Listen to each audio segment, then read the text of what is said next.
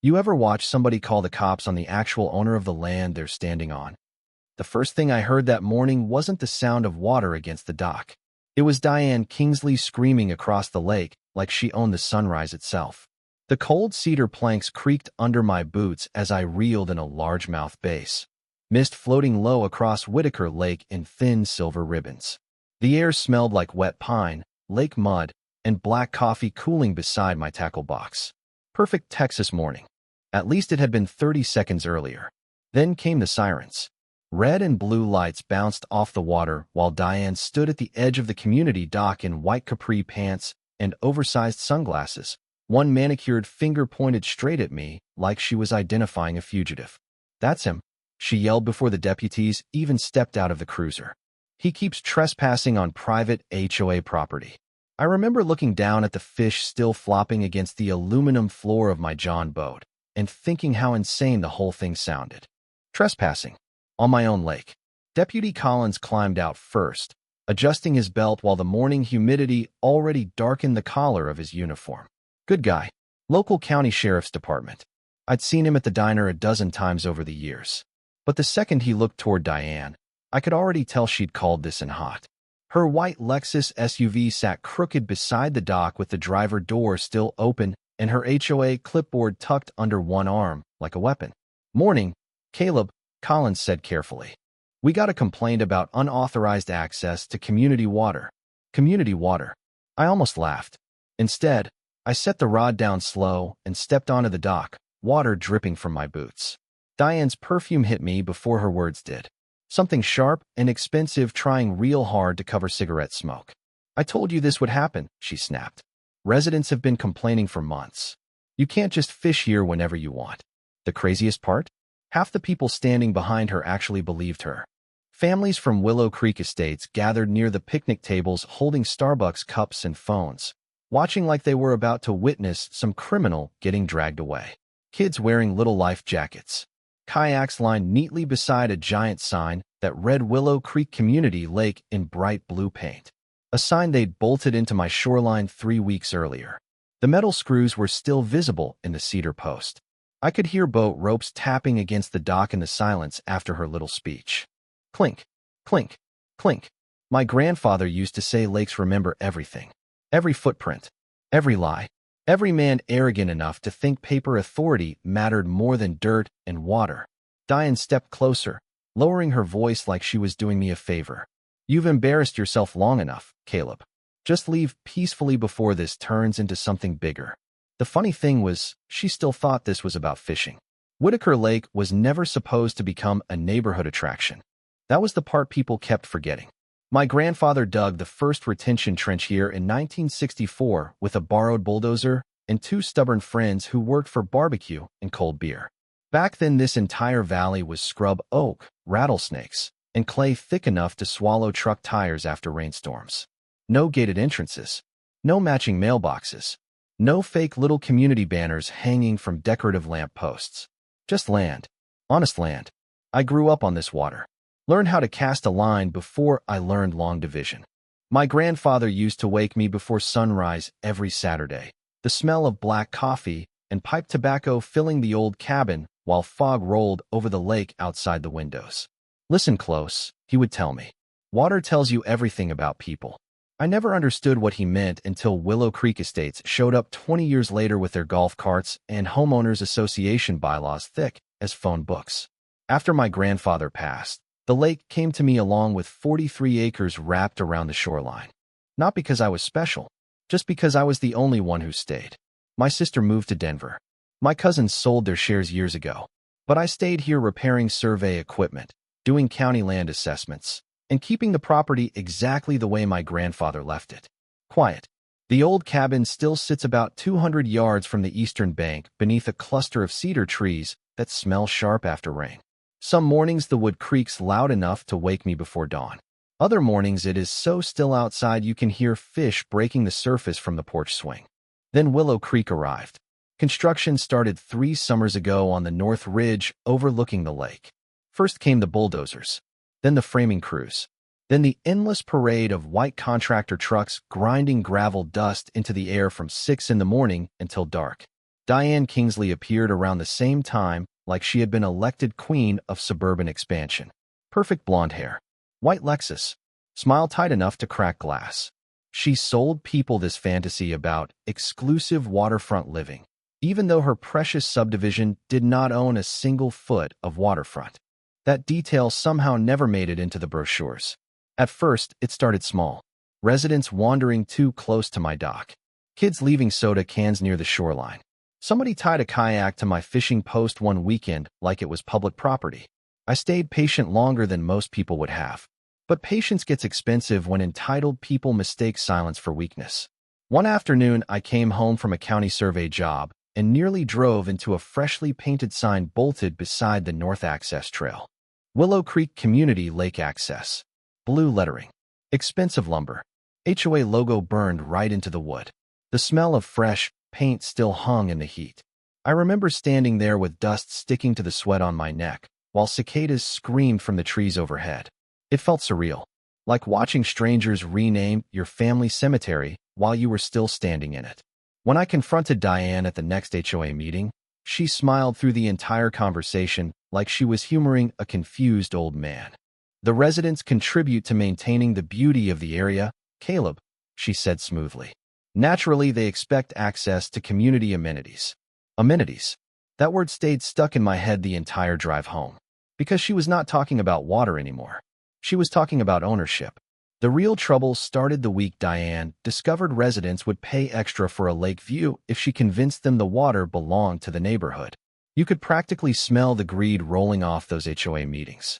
Fresh coffee, cheap pastries, printer ink, and desperation. I attended one Thursday night inside the Willow Creek Clubhouse after getting a certified letter taped to my gate claiming I was violating newly established shoreline appearance standards. I still remember the sound the envelope made when I tore it open. Thick paper. Expensive paper. The kind people use when they want authority to feel heavier than it actually is. According to Diane, my fishing boat created visual inconsistency for homeowners along the northern ridge. My grandfather's old aluminum John boat. Faded green paint. Small outboard motor patched together 3 different times. That boat had survived floods, droughts, and 40 years of Texas summers. Now, apparently it was offensive to people who decorated their garages like furniture showrooms. The clubhouse lights buzzed overhead while residents filled folding chairs clutching wine tumblers and HOA packets. Diane stood near a giant wall rendering labeled Willow Creek Lakefront Master Plan. That was the first time I saw it. Future paddleboard rentals. Community docks. Wedding event space. Fishing pier. She had turned my family lake into a business presentation. As property values increase, she explained smoothly, tapping the board with manicured nails, community access to waterfront recreation becomes essential for neighborhood growth. Growth. Another one of those words people use when they are trying to take something without sounding guilty about it. I asked one simple question. Which part of the lake does the HOA actually own? The room went dead quiet except for the hum of the air conditioner pushing cold recycled air through the vents. Diane smiled immediately. Too quickly, like she had rehearsed it in a mirror. The residents maintain the surrounding environment collectively, she answered. Legal boundaries are complicated. Complicated. That was her favorite trick. Talk long enough and confident enough until people stop asking direct questions. Some of the residents shifted awkwardly in their seats because deep down they already knew something felt off. But comfort is a powerful drug in neighborhoods like Willow Creek. People bought expensive homes because they wanted certainty, rules, order, matching fences. Diane sold them all of it wrapped in pastel landscaping and HOA newsletters. A retired dentist named Harold Jensen raised his hand near the back. Wait, he asked carefully. Are you saying the lake is private? Diane cut him off before I could answer. Caleb has historically used portions of the shoreline, she said smoothly, like she was discussing an employee with behavioral issues. But we are working toward a shared access agreement that benefits everyone. Shared access agreement. Funny thing about agreements. Usually both owners know they are happening. That was the night I noticed the survey map hanging behind her podium. Framed, enlarged, decorative little blue water lines stretching across the center. But the southern property edge had been cropped out entirely. My property line.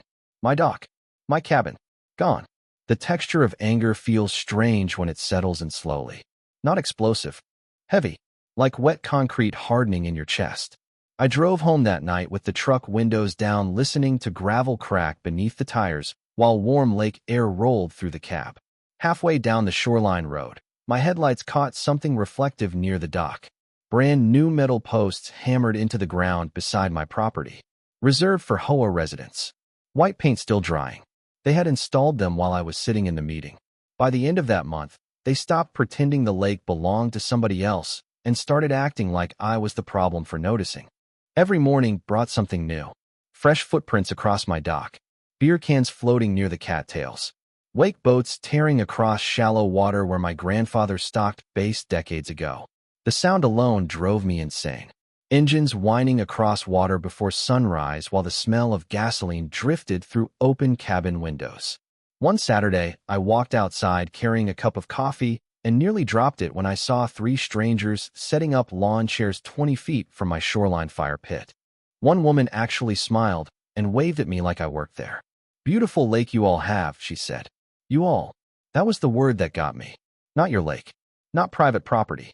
Their brochures and HOA newsletters had already rewritten reality inside people's heads. Diane had turned ownership into a group fantasy. I kept trying to handle things quietly. That was my mistake. I talked to residents politely, explained the property lines, showed copies of county maps to anyone willing to look. Most nodded awkwardly and apologized before disappearing back behind HOA gates where Diane could tell them what to think next. Then the violation notices started arriving faster. Unauthorized shoreline structures. Unapproved watercraft appearance. Environmental disruption through recreational fishing activity. Recreational fishing activity. On a lake my family built. I spread the notices across my kitchen table one evening while rain hammered the cabin roof hard enough to rattle the windows. The smell of damp cedar filled the room while lightning flashed over the water outside. Every letter carried the same fake professional tone. Final notice. Immediate compliance required. Community enforcement action pending. Diane even added late fees. $200 for failing to remove my own boat from my own shoreline. I finally drove down to the county records office hoping somebody there would shut this nonsense down quickly. Instead, I got the bureaucratic shrug. The clerk behind the counter adjusted her glasses, skimmed the documents, and sighed like she had already dealt with Willow Creek complaints all year. "Looks like there are ongoing development discussions tied to the subdivision easements," she said carefully. Easements. Another dangerous word. Developers love that word because most normal people do not understand what it means until somebody starts paving over their property. Outside the courthouse, the Texas heat hit like a furnace. Asphalt shimmered in the parking lot, while sweat crawled down my back beneath my work shirt. I sat in the truck, gripping the steering, while listening to old country radio crackle through the speakers, and realized something ugly. Diane was not improvising anymore. She had lawyers involved. Developers too. Maybe even county connections. Because normal people do not suddenly install docks, signs, and event permits unless somebody in a suit tells them they can get away with it. 2 days later, I came home from a survey job near Austin and found orange spray paint markings all along the North Shoreline Trail. Utility flags. Measurement stakes. Fresh tire tracks cutting through wet grass. My stomach dropped before I even reached the dock. There, bolted directly into the cedar platform my grandfather built with his own hands, was a laminated sign swinging in the wind. Future site of Willow Creek Lakeside Pavilion. I could hear construction hammers echoing faintly across the ridge where new homes were still going up. Pop, pop, pop. Every strike sounded like somebody nailing boards onto my family history. Then my phone buzzed. Unknown number. I answered and immediately recognized Diane's voice, smooth as polished marble. "Caleb," she said sweetly, "you really should stop resisting progress before this becomes embarrassing for you." I should have realized I was losing the public fight the moment people stopped asking questions and started repeating Diane's phrases back to me word for word. Community enhancement. Shared shoreline access. Neighborhood investment protection. The language spread through Willow Creek like perfume in a department store. Manufactured. Artificial. Designed to make theft sound responsible. A week after the pavilion sign appeared, I found out the HOA had already scheduled a summer event called the Willow Creek Lakefront Festival. Flyers everywhere. Local food trucks. live country music, kayak rentals, sunset wine tasting beside the water. Beside my water. The glossy brochure even featured an aerial photo of my dock cropped carefully to remove the cabin behind it. That part almost impressed me. Somebody had spent real money erasing me from my own property. I hired an attorney in Austin named Richard Bellamy after a county inspector quietly suggested I get representation before the developers bury you in paperwork. Bellamy wore $1,000 boots and smelled like cedar cologne and airport lounges. He flipped through my documents inside his downtown office while traffic hummed 20 floors below the windows. You definitely have a claim here, he admitted finally, adjusting his silver watch. But litigation against an HOA tied to active development can take years. Years. Funny how justice always seems to move slower when rich people are involved. Bellamy explained that Willow Creek's parent development company had already filed preliminary recreational access proposals tied to future zoning expansion around the lake. Somewhere behind all Diane's smiling HOA speeches sat real estate investors staring at maps and profit projections. To them, Whitaker Lake was not family history. It was premium waterfront inventory. The legal bills started stacking immediately.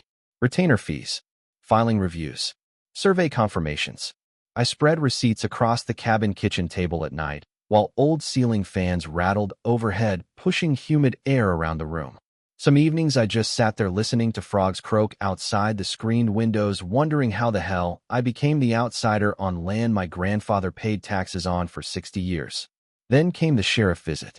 Deputy Collins pulled into my driveway one afternoon, with dust trailing behind the cruiser, and that uncomfortable look officers get when they know they are walking into something stupid. He removed his sunglasses slowly. "Caleb," he sighed, "I need to ask you not to interfere with scheduled HOA activities near the north shoreline this weekend." Interfere. The word hit harder than I expected. "You mean my shoreline?" I asked quietly. Collins rubbed the back of his neck and avoided eye contact. "There are temporary event permits involved now. County says they are reviewing the ownership situation." Reviewing the ownership situation. I almost laughed right in front of him. My family's name sat on every tax document tied to that lake since Lyndon Johnson was president. But somehow the situation needed reviewing after a wealthy subdivision arrived with catered open houses and landscaping crews. That evening I drove the perimeter trail around the western bank just before dark. The lake water reflected orange sunset light through the trees while generators hummed near the future festival site. Workers unloaded folding tables beside my shoreline. Somebody had installed decorative lanterns along the dock. I could smell barbecue smoke drifting across the water already. They were building a party on top of my silence. Then I noticed something else. Fresh gravel had been poured across the old south access road leading toward my cabin gate. My grandfather's gate. The same narrow trail he carved through cedar brush 50 years earlier. At the far end stood a brand new sign planted directly beside the entrance. Private HOA event access only. Unauthorized vehicles subject to towing.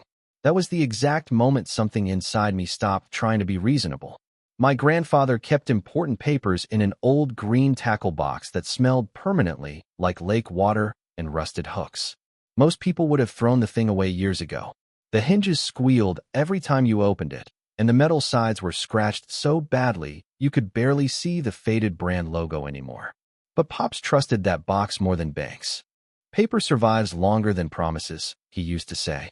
2 nights after they posted the towing signs near my gate, I finally pulled the tackle box down from the top shelf inside the cabin closet. Rain hammered the roof, while thunder rolled low across the lake outside. The power flickered twice, leaving the room washed in yellow lantern light and shadows. I spread everything across the kitchen table slowly. Old fishing licenses, property tax receipts dating back decades, hand-drawn shoreline sketches, survey notes in my grandfather's blocky handwriting. The air smelled like dust, damp paper, and black coffee gone cold beside my elbow. Around midnight, I found the first thing that made my pulse change. An original 1971 shoreline easement survey stamped with county certification seals. My name sat there through inheritance transfer records tied directly to the lake access corridor. Willow Creek had just covered with fresh gravel. Diane's precious event entrance road. My property. Not partially. Completely. But that was only the beginning. Underneath the survey sat a folded legal packet wrapped in brittle rubber bands. Water rights documents. State filings. Environmental use agreements tied to Whitaker Lake dating back before the subdivision even existed. I read every line twice while rainwater hissed through the gutters outside. Then I reached the final page and actually leaned back in my chair laughing. Not loud, just tired disbelief. Because buried inside those filings was one sentence powerful enough to burn Willow Creek to the ground legally. Any commercial or recreational event conducted on or adjacent to the protected shoreline required written authorization from the registered lake owner. Me. Suddenly everything made sense. The event permits. The temporary county approvals. The vague language from lawyers and inspectors. Diane had never proven ownership because she could not. She had simply built momentum fast enough that nobody stopped to check. The next morning I drove straight to the county archives building carrying copies of every document inside a weatherproof tube. Fluorescent lights buzzed overhead while old air conditioning pushed cold, dusty air through rows of metal filing cabinets.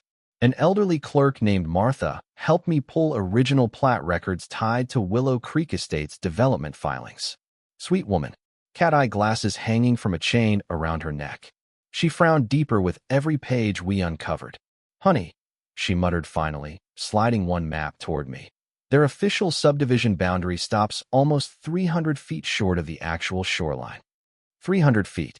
Diane had been selling lakefront access to property her HOA did not even touch. Martha printed certified copies while I stood there listening to courthouse printers hum like distant generators. Then came the real discovery. A transportation easement attached to the southern maintenance road. My grandfather had granted emergency utility access decades earlier under one condition. Control of gate access remained exclusively with the lake owner.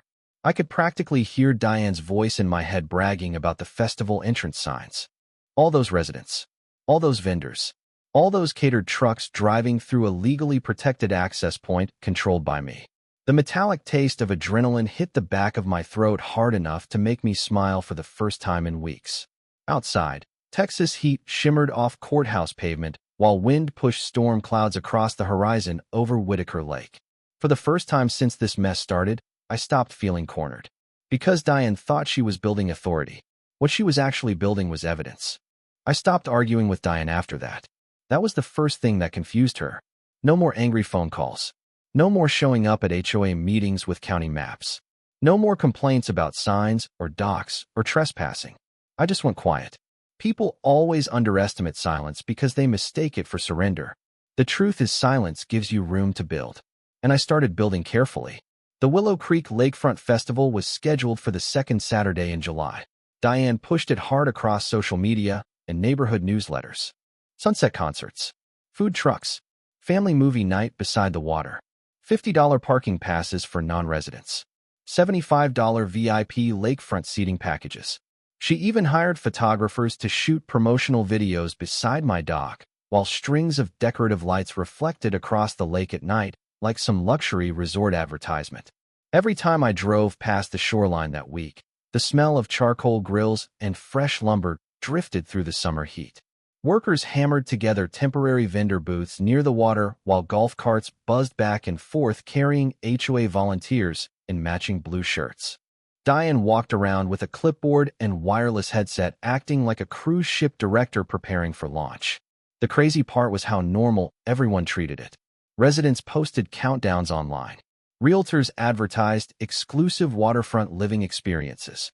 One local magazine even published an article calling Whitaker Lake the hidden jewel of Willow Creek Estates. Hidden jewel. My grandfather would have laughed himself into a coughing fit hearing that one. Meanwhile, I spent my evenings inside the cabin organizing paperwork. Certified surveys. Easement maps. State water rights filings. Tax records. Copies of the original shoreline agreements. Every document went into labeled folders stacked neatly across the old pine kitchen table beneath the yellow lantern light. The ceiling fan clicked overhead, while cicadas screamed outside through the open windows. Sometimes I caught myself smiling without realizing it. Because for the first time since this started, I could finally see the shape of the ending. Richard Bellamy noticed the shift immediately when I visited his office 3 days before the festival. "You seem unusually calm," he said carefully while flipping through the certified copies I brought him. I slid the easement document across his desk, the one granting me sole authority over all commercial shoreline access. Bellamy adjusted his glasses halfway through reading and let out a low whistle. Well, he muttered slowly, that changes everything. It really did. See, Diane thought she was fighting some stubborn landowner upset about fishing rights. What she never understood was that every single person entering that festival would be using my legally protected access corridor without authorization. Vendors, contractors, event staff, paying guests. Every single one documented through ticket sales and public advertisements she created herself. I did not need to stop her anymore. I needed her to keep going. Friday evening before the festival, I parked near the southern ridge overlooking the lake just before sunset. The whole shoreline glowed gold beneath hundreds of string lights hanging from temporary poles. Country music echoed softly across the water while catering crews unloaded folding chairs from trucks parked beside my access road. I counted 3 separate signs advertising paid event parking. The smell of smoked brisket drifted through warm air thick enough to taste.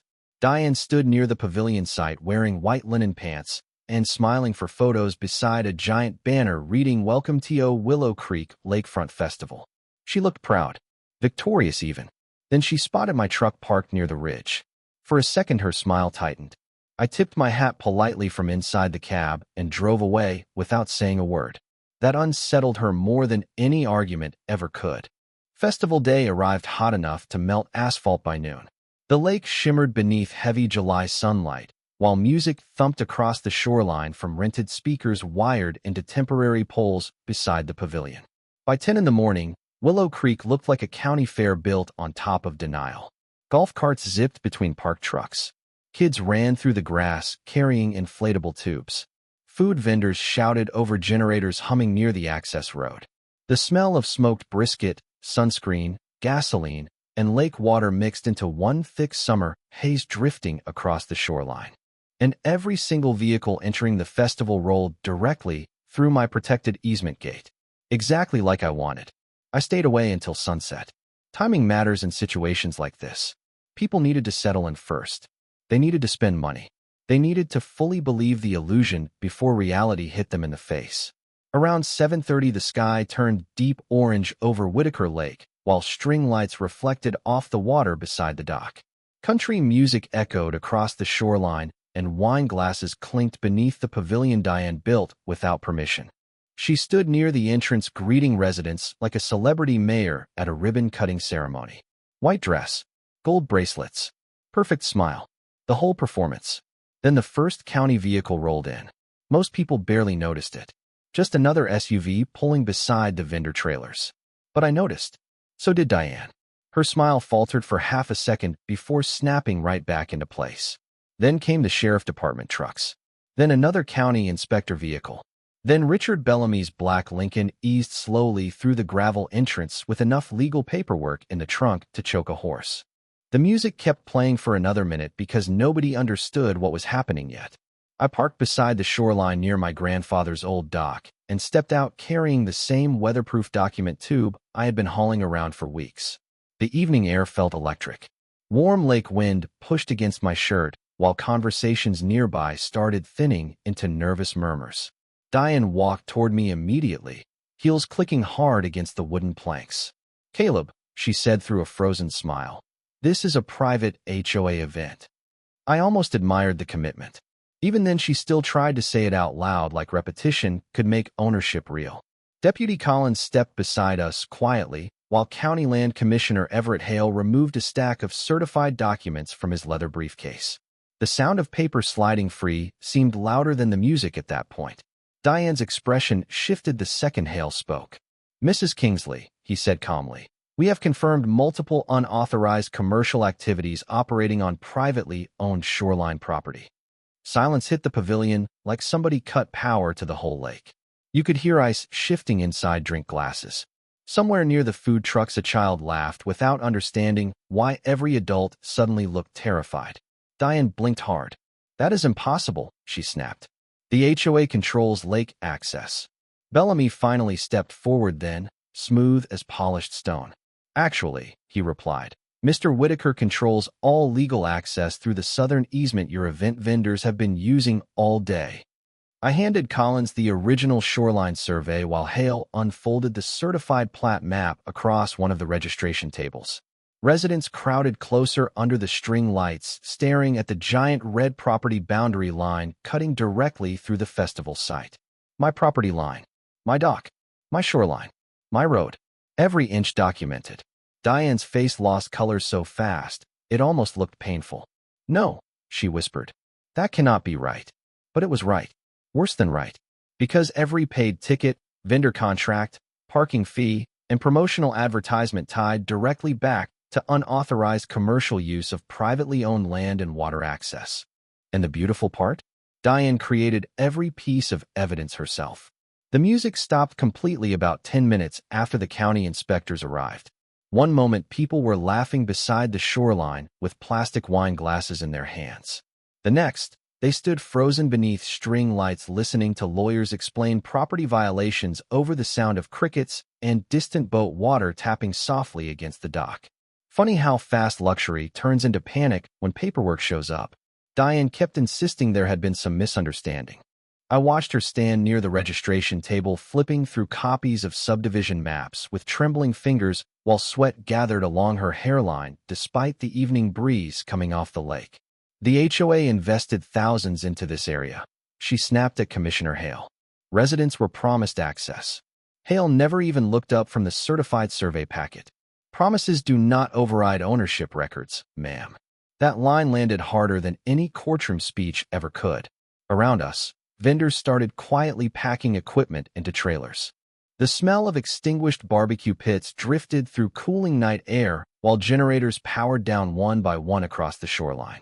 Somewhere behind the pavilion, somebody cursed under their breath after learning the paid parking operation might violate county commercial access laws too.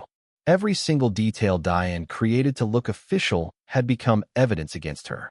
Bellamy moved through the crowd calmly, explaining liability exposure to HOA board members who suddenly looked seconds away from fainting. Unauthorized commercial activity. Improper easement use. Misrepresentation of private property in promotional materials. Potential reimbursement claims from residents and vendors. The phrases stacked up like bricks around Diane's little empire until there was nowhere left for her to stand. Then Deputy Collins approached me quietly holding the old brass gate key I had given county officials earlier that afternoon. My grandfather's key.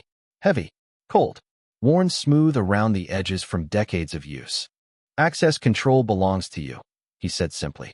County confirmed it. I nodded once and walked toward the southern road entrance while dozens of residents watched in silence. The gravel crunched beneath my boots exactly the same way it had when I was a kid following Pops through cedar trees carrying tackle boxes at sunrise. Funny how truth sounds familiar when everything fake finally goes quiet. The temporary HOA signs came down first, then the event parking markers. By midnight, most of the festival equipment had disappeared from the shoreline completely. The giant Welcome to Willow Creek Lakefront Festival banner sagged sideways in the humid wind before workers finally cut it loose from the poles. Diane never looked at me again after the county served her formal violation notices beside the dock. Not once. 3 weeks later, the pavilion project was officially suspended pending legal review. The HOA removed every community lake sign from promotional materials. Realtors quietly edited listing descriptions online. Residents who bought homes believing they owned lake access started demanding answers from the board. Last I heard, Willow Creek's development company settled multiple claims privately before the story spread any further. But my favorite moment came early one morning about a month later. Same dock, same water, same old aluminum John boat rocking gently against the cedar posts while mist rolled low across the lake. The air smelled like wet earth and black coffee again instead of generators and asphalt. I unlocked the southern gate myself using Pop's old brass key and hung a brand new wooden sign beside the entrance. Private property. Whitaker Lake. Access by permission only. Simple. Honest. Quiet. The way it should have stayed from the beginning. As the sun came up over the water, I cast my line into the lake and listened to the silence settle back where it belonged. My grandfather was right after all. Water remembers everything. And eventually, so does the law.